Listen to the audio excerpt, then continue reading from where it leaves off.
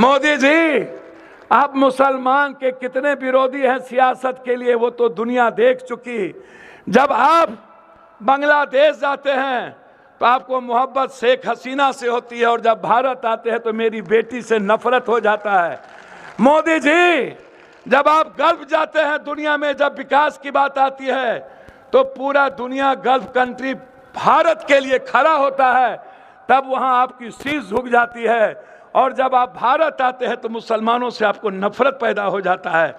बारे मोदी, आप कौन सी बात करते हैं? कौन सा रंग है आपका? आप मुसलमानों के मिसाइल के खिलाफ नहीं है मोदी। आप मुसलमानों से सिर्फ नफरत चाहते हो, सिर्फ सियासत के लिए, ताकि मुसलमान भाई कुछ बोले। मैं आपसे पूछना चाहता हूं मोदी जी, मुसलमान ने अपने लिए आरक्षण कभी नहीं मांगा, कभी नहीं मांगा। आपने आरक्षण किसका खत्म किया? मुसलमान का या दलित एसटी एससी का? मोदी जी, वो मुसलमान नहीं थे, सनातन के लोग थे जो बाबा साहब अंबेडकर से बेइंतहा मोहब्बत करते हैं और बुद्ध के रास्ते चल के सारे धर्मों की इज्जत करना चाहते हैं। आपने इस मुल्क में सबसे पहले हमला किया एसटी एससी पर।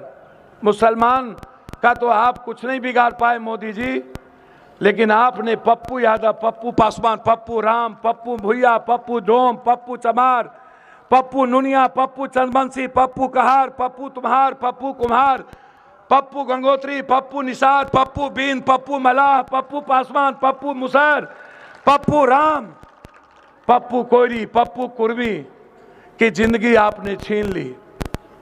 आपने मेरी नौकरी छीन ली, आपने मेरा आरक्षण छीन लिया, आपने मेरी इकोनॉमी छीन ली, आपने मेरा मंडल कमीशन छीन लिया, आपने मेरी जाति जनगणना छीन ली,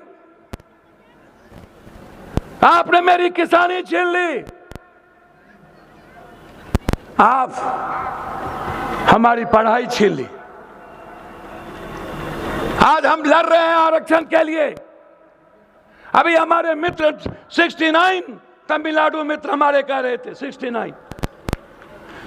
मैं धन्यवाद देना चाहूंगा एसडीपीआई के लोगों को कि आप बेंगलोर और तमिलनाडु में जिस ताकत के साथ पिछड़ों के साथ खड़े होते हैं, आप पर गर्व का विषय है और आप पर गर्व करना चाहिए।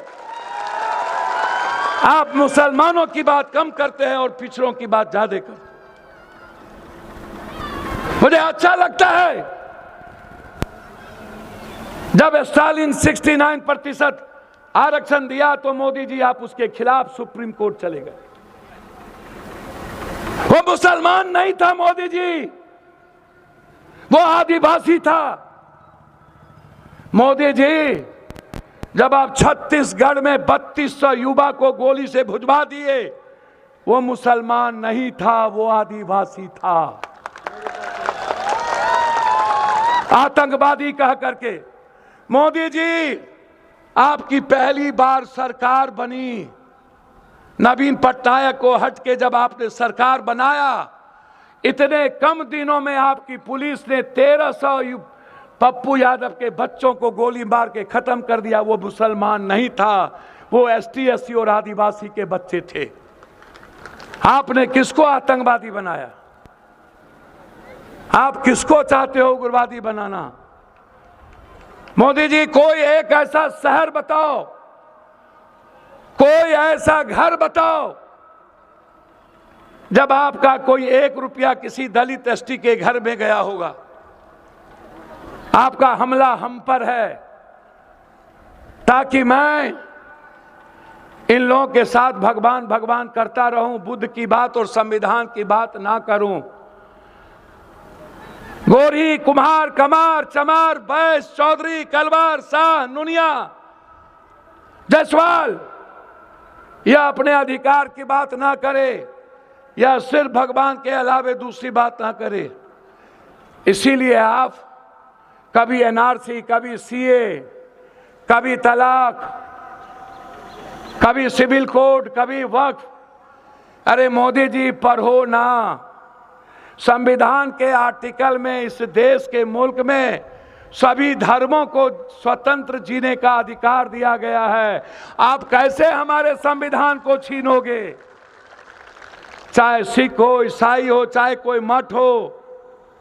मैंने बजट में कहा मानवर 3 लाख करोड़ से ज्यादा पैसा बाबाओं के पास होता है। भैया 169 लाख करोड़ रुपया कर्ज है भारत पर, और इन लोगों के पास 10 लाख हजार करोड़ से ऊपर धन रखा हुआ है। हम उसकी बात नहीं करते हैं, हम बात करते हैं सड़क पर उस व्यापारी से पैसा लेने की जिसके पास जीने के लिए कुछ नहीं बचा है कोरोना के बाद। इसीलिए मैं बस इससे ज्यादा आज कुछ नहीं कहूंगा। मैं सिर्फ इतना कहूंगा, इस मुल्क में जब से मोदी जी आए उनके पास इस मुल्क की सबसे बड़ी ताकत, उन्होंने जो झूठ बोला और हमला किया वो थे किसान, जिनको उन्होंने इस भारत के मुल्क का जो सबसे बड़ी ताकत थी, मोदी जी ने उस किसान की जिंदगी को तबाह कर दिया। और आज खाद भी 400 साढ़े 400 रुपया में मोदी मिलता है। 56 इंच का सीना है तो खाद तो दिला दो 250 रुपया में, है औकात। आज किसान बर्बाद हो गए। एक तरफ इसी मुल्क में 1.5 साल से मणिपुर, जहां वो मुसलमान नहीं है, या तो वो कुकीज है या तो वो मत्तो है जाति का, वो मुसलमान नहीं है। 100 से ज्यादा बेटियों का बलात्कार, आपने इतने मजबूत प्राइम मिनिस्टर हैं कि मेरी बेटी का बलात्कार होता रहा, और आप धृतराष्ट्र के तरह मुख दर्शक बन के हिंदुस्तान में बैठ के मेरी बेटी का तमाशीन बनते रहे। आप कैसा वजीर हो मोदी जी? आप, मुझे लगता है कि आपको सनातन क्या जन्नत में भी आपको तंग करेगा यह लाश जो बेटियां हमारी है। मोदी जी, अरे ईमान है तो अभी भी वक्त है आपके पास।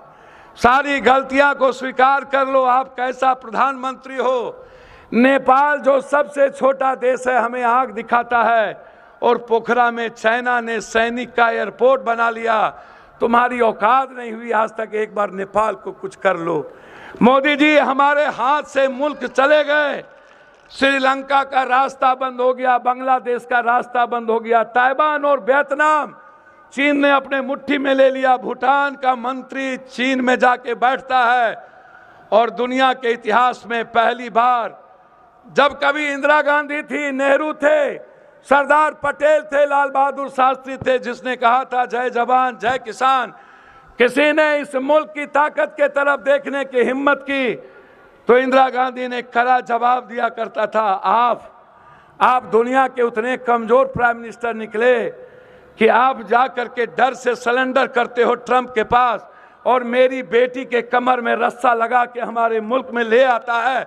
हमारी औकात नहीं होती है इस मुल्क में कुछ बोलने की। हम कैसे देश के लोग थे, हमारे देश के सामने ये हैसियत नहीं थी। लेकिन आज ना तो हम किसानों के लिए लड़ पाते हैं, ना तो हम नौकरी की बात कर पाते हैं। 2 करोड़ नौकरी ही खत्म हो गई, लगभग 33 करोड़ बेरोजगार हो गए लोग। उसमें मोदी जी मुसलमानों की संख्या कम थी। मोदी जी कोरोना के बाद सारी फैक्ट्रियां बंद हो गई। मैं कोई जात और धर्म के लिए मुखालफत नहीं करता हूं।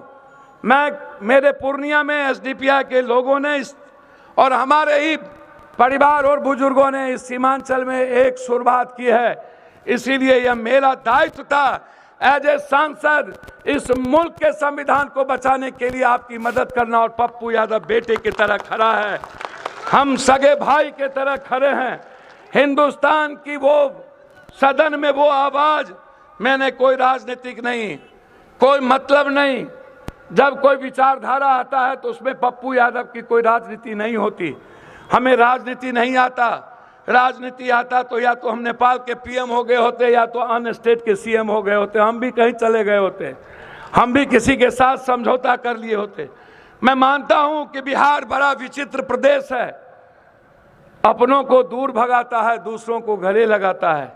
कभी साहबुद्दीन जी आ जाते हैं चुनाव लड़ने, तो कभी एमजे अकबर, कभी कोई, कभी मुफ्ती मोहम्मद सईद। आप दूसरों के घर को अच्छा लगता है, जिया माए मरा मौसी, आपको सौतेला तो अच्छा लगता है, लेकिन अपना बेटा जो दुनिया में सबसे ज़्यादा आपकी वकालत करता है, यदि दुनिया में ये औकात किसी के पास है नंगे तार को छूने की, वो अकेला पप्पू यादव को है या तो प्रियंका गांधी को है, जो खुल के बोलता है। आप सेकुलर पार्टियां को भी उठा के देखो, जो खुल के मुखालफत कांग्रेस के अलावे कोई नहीं करता, एसडीपीआई के अलावे कोई नहीं करता। आप खुल के उठा के देखो, एक भी सेकुलर पार्टियां कोई नहीं करती है मुखालफत। इसीलिए आज पप्पू यादव, चाहे आरक्षण का सवाल हो, जाति जनगणना, चाहे वक्फ का, चाहे किसी भी चीज़ों का, ये वक्फ, ये जो 100 लाख करोड़ का जो जमीन है मोदी जी, इस पर निगाह तो छोड़ दो। ये तो अल्लाह का है, इसको क्यों मुसलमान मानते हो?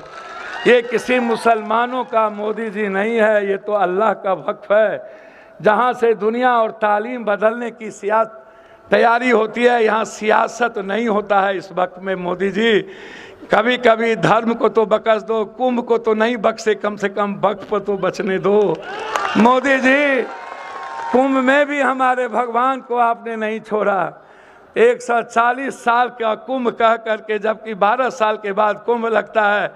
कुंभ के पानी को दुनिया का सबसे गंदा पानी बन दिया। आस्था की चीज थी, कुंभ मेरा था, जिंदगी मेरी थी, भगवान मेरा है, इबादत मेरा है। मोदी, तुमने तो जबरदस्ती भगवान बनने का प्रयास किया।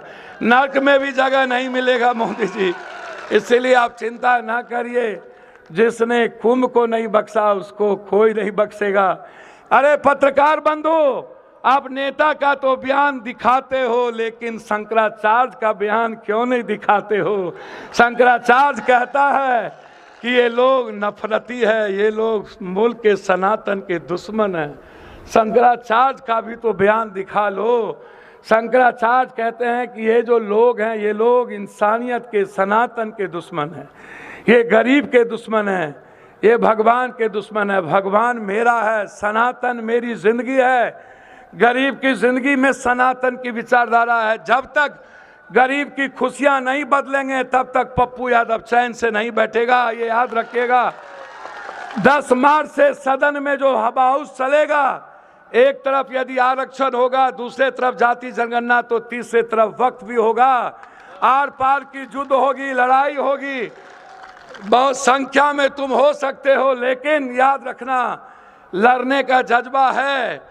संविधान से इतर यदि कोई कानून ला करके किसी भी विचारधारा को तुम खत्म करना चाहोगे, तो पप्पू यादव जैसे लोग जब तक जिंदा रहेगा, किसी एक जाति के भी विचार को खत्म करने की तैयारी नहीं हो सकती।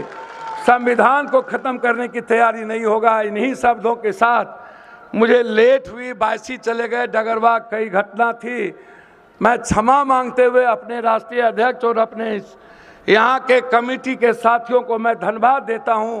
पूर्णिया के साथियों को धन्यवाद देता हूँ कि दूर आए, दुरुस्त आए। कहीं से तो शुरुआत हुई, एक बड़ी आगाज होना चाहिए था, लेकिन मैं आग्रह करना चाहूँगा, आप जहाँ भी मेरी बात सुन रहे हो, क्या किसी ने कोई दिक्कत नहीं थी। आज इस पूर्णिया के धरती पर वक्त के सवाल पर तिल में जगह नहीं रखना चाहिए। मैं मुसलमान भाइयों से कहना चाहूँगा, अरे मुसलमान भाइयों, आप तो लड़ना जानते हो, दलित और आदिवासी। भगवान बिरसा मुंडा के बाद यदि किसी के लड़ने और मरने का जज्बा किसी ने पैदा किया तो हजरत हुसैन ने किया। तो आज तो आपको दिखाना चाहिए था लड़ने की ताकत। आपकी एक अच्छी शुरुआत थी। चलिए, अब कम आए शुरुआत के, इसके लिए आपको बहुत बहुत धन्यवाद देते हुए मैं हृदय की गहराइयों से आप इस लड़ाई को अपने जिंदा रखो। सोशल मीडिया से इस लड़ाई को जिंदा रखो। आप इतनी आवाज़ दो कि दिल्ली की सल्तनत हिल जाए और उसको कान का पर्दा फटे और वो एक नई लड़ाई लड़े। इसीलिए आप सोशल मीडिया, इंस्टाग्राम के माध्यम से लड़ते रहो, यही मैं आपसे कहने आया हूँ। और जाइए, आप अपने घर में जाके अपने बहनों से कहिए निकलना चाहिए था, अपने बुजुर्गों से कहिए निकलना चाहिए था। आगे जब रैली हो, बड़ी हो, तो आप अपने कामों को रोक देना और अपने ज़िंदगी के लिए याद रखना, यदि ये वक्फ की ये ज़मीन इन लोगों ने यदि अदानी को दे दिया तो कल मस्जिद और मदरसा की ज़मीन भी अदानी को दे देगा। याद रखना, आपकी सब कुछ बिक जाएगी। आप आज बचपना मत करना, आप में बचपना है, ये मैं आपको कह रहा हूँ। ये किसी पार्टी की नहीं है। जो विचारधारा को मानने वाले लोग हैं, इसको आज समझ लेना, और ये बात आपको देखने को मिलेगा। यदि हम लोग कमज़ोर पड़ गए तो आने वाला इतिहास नहीं बचेगा। बहुत बहुत धन्यवाद। अस्सलाम वालेकुम आप सबको। अल्लाह हाफिज़। आप हमेशा खुश रहें, आपको ईश्वर अल्लाह हमेशा खुश रखे। आपकी जो ये ताकत है, यहीं से एक चिंगारी उठेगी और यही रावण के लंका को जला के राख कर देगा। यही बहुत बहुत धन्यवाद। शुक्रिया।